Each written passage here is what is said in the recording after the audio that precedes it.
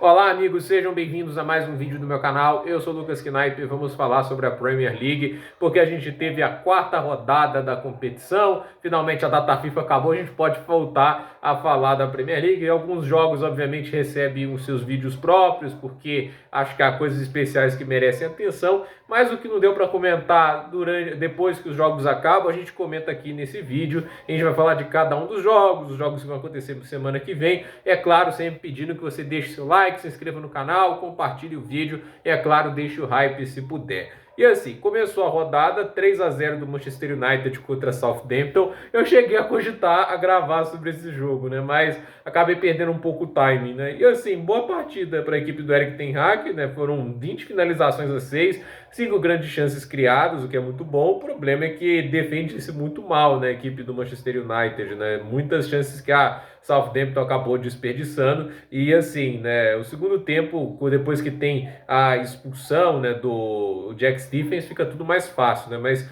foi aonde eu acho que o United controlou melhor a partida. Eu acho que no primeiro tempo teve momentos que a Southampton foi bem perigosa, mas é uma boa vitória para o United, gols do De Ligt, do Rashford e do Garnacho. Ótima atuação por parte do De Ligt, né? Foi muito bem na partida. Então, 3-0 para o United, um bom jogo para tentar apagar a impressão ruim que teve contra o Liverpool. A gente teve Crystal Palace e Leicester, jogo que empataram em 2-2. Jamie Vardy e Mavidi marcaram os gols do Leicester. Parecia uma vitória para a equipe do Steve Cooper, só que o Mateta marcou os gols que deram um empate para o Crystal Palace, que até agora decepciona nesse início de Premier League sob o comando do Glasner. Óbvio que a saída do Olise iria impactar, mas desse jeito acho que é um pouco demais, né? Então, 2-2 Crystal Palace e Leicester. Ipswich Town e Brighton acabaram empatando em 0-0. Um jogo que a gente viu o Brighton dominar, ter mais finalizações, mas no final não conseguiu tirar o zero do placar. 0-0 entre Brighton e Ipswich Town. A gente teve Fulham e West Ham,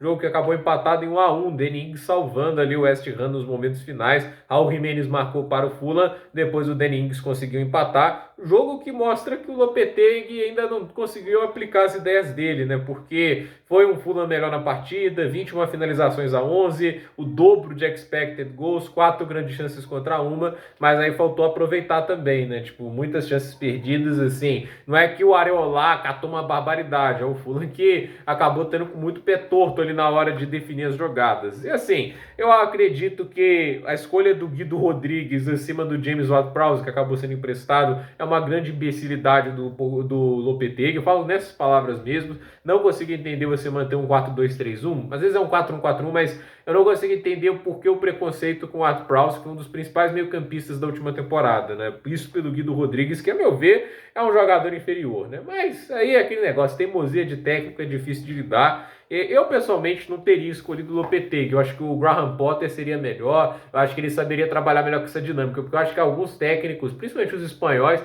eles têm meio que a obsessão de trabalhar com jogadores de perfil específico e acabam abrindo mão de alguns atletas que poderiam vir a ser úteis. E eu acho que o Ward-Prowse é uma perda grande para este ano. Eles perdem bastante em criatividade.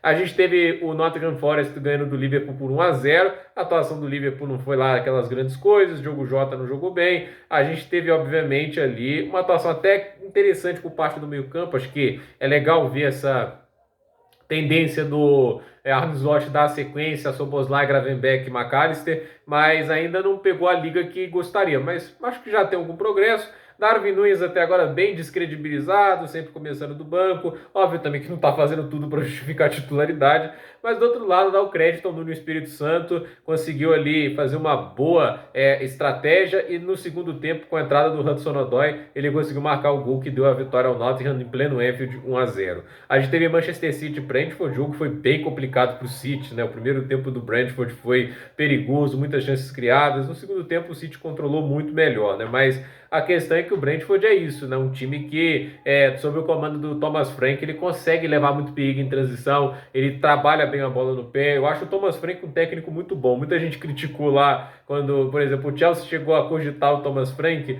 Eu era uma das pessoas que não tinha tanto incômodo assim. Eu acho que o cara sabe trabalhar muito com as peças que tem em mão e acho que o Brentford, perante o elenco que tem, tá sempre jogando um futebol muito interessante. Então, assim, Haaland marcando 9 gols em 4 partidas na Premier League até agora, um alienígena, é realmente um faro de gol, assim, difícil de você ver isso na história do futebol como o Haaland tem. Então, A gente também teve Aston Villa e Everton, vitória de 3-2 do Aston Villa de novo o Everton abre 2-0 e leva virada. Difícil a vida do Sandaich, gols de Dwight McNeil e Calvert-Lewin para o Everton, mas depois Ollie Watkins marcaria os gols de empate, John Duran um golaço, numa pedrada de fora da área, marcaria o gol da vitória do Aston Villa por 3-2. O Aston Villa não brilha até agora no campeonato, mas é aquele negócio, bons jogadores fazendo a diferença e o Everton, coitado, né? Que situação.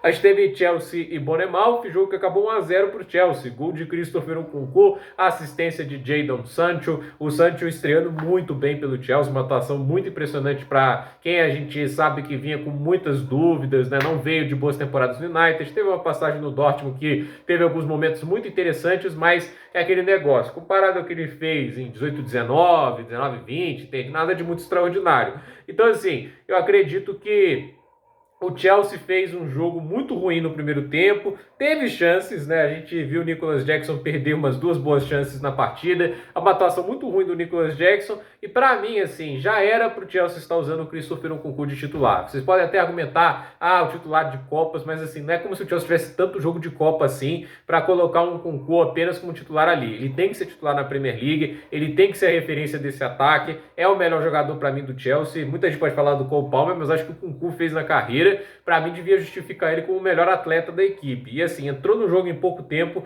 e deu impacto. Para mim, o crédito para o Maresca são as substituições. A Darabioa entrou muito bem no lugar do Axel Disasi. O João Félix não foi tão bem, né? Mas ainda assim, né? Acho que foi uma boa substituição em relação ao Madueke, que pelo menos deu mais fôlego, mas para mim o destaque vai para o Sancho. Merecidamente conseguiu o prêmio de melhor jogador da partida. E assim, acho que o Sanches também merece um destaque, né? Foi uma partidaça do goleiro do Chelsea, talvez a melhor dele pela equipe.